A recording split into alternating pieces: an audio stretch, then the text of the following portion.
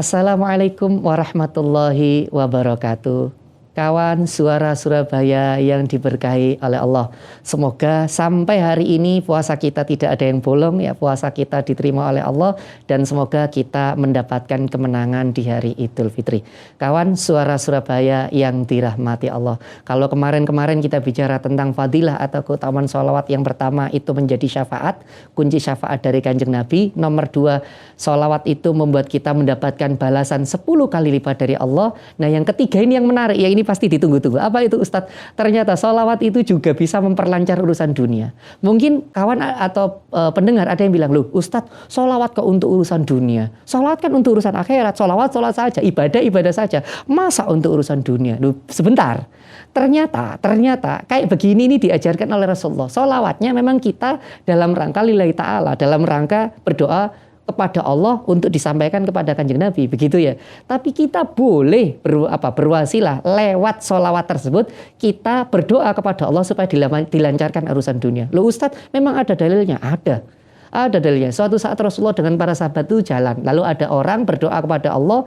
Dengan berdoa begitu khusyuk. Lalu Rasulullah bilang, doanya orang itu tidak terkabul. Loh, kenapa Rasulullah? Karena orang itu ketika berdoa, dia belum bersolawat kepadaku. Nah dari sini kita tahu ternyata kunci untuk dikabulkan doa itu salah satunya lewat solawat. Mungkin Anda akan bilang, loh Ustadz, ini solawat kok dijadikan urusan dunia. Sekali lagi, itu salah satu dalilnya. Terus yang kedua, saya telah mendengar beberapa bukti-bukti orang yang merajinkan baca salawat itu, Masya Allah, urusan dunia dilancarkan.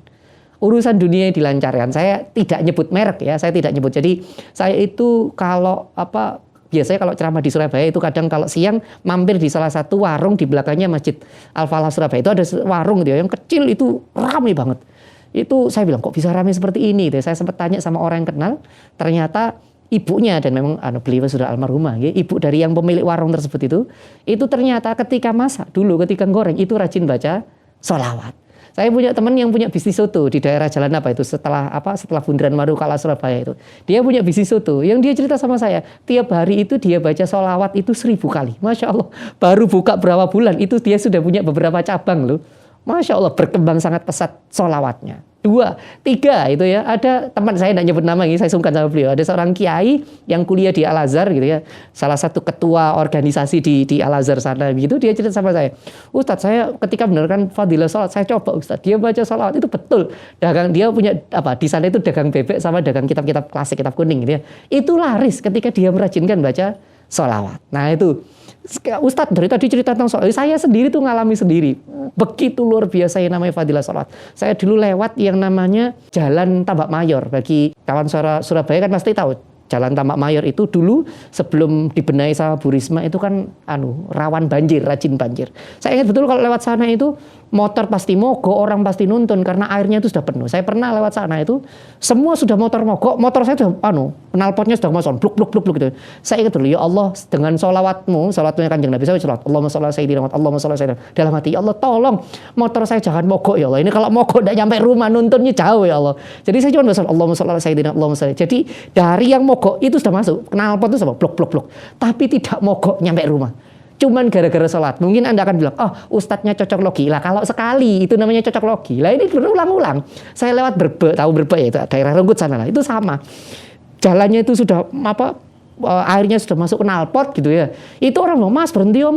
Saya bilang, wah udah kurus ya. Saya pakai sholat Allahumma sholli ala sayyidina, Allahumma sholli ala sayyidina. Ya Allah tolong jangan mogok. Barokahnya sholat, ya Allah tolong jangan mogok. Dan betul tidak mogok. Nyampe rumah baru mogok, baru nyampe rumah. Jadi bayangkan, rumah saya di Sidoarjo, mulai dari Surabaya yang saat itu harus lewat Brebek saat itu ya, kerja kantor saya di Tandes saat itu, dan mau tidak mau harus lewat Brebek, itu iya harusnya mogok karena knalpot sudah masuk, tidak mogok, baru nyampe rumah baru mogok, gitu kan ya. Barokahnya sholawat. Sekali lagi, telah banyak yang telah membuktikan bahwa sholawat itu memperlancar urusan dunia, maka jangan sepelekan namanya sholawat. Semampu Anda ngomong, ya Allah saya mohon barokahnya sholat ya Allah, lewat sholawat kepada Kanjeng Nabi mohon dilancarkan rizki saya ya Allah. Yang tadi pengen rizkinya dilancarkan lewat sholawat, yang pengen punya keturunan lewat sholawat, yang saat ini belum punya jodoh lewat sholawat. Pokoknya urusan dunia apapun hajar pakai sholawat. Kenapa? Karena kita yakin lewat sholawat, salah satu amalan yang dicintai oleh Kanjeng Nabi, salah satu amalan yang sudah diajarkan oleh Kanjeng Nabi, semoga nanti Allah memperlancar urusan dunia kita. Saya Ustadz Marzuki Imron untuk program Hasanah Al-Quran Suara Surabaya. Assalamualaikum warahmatullahi wabarakatuh.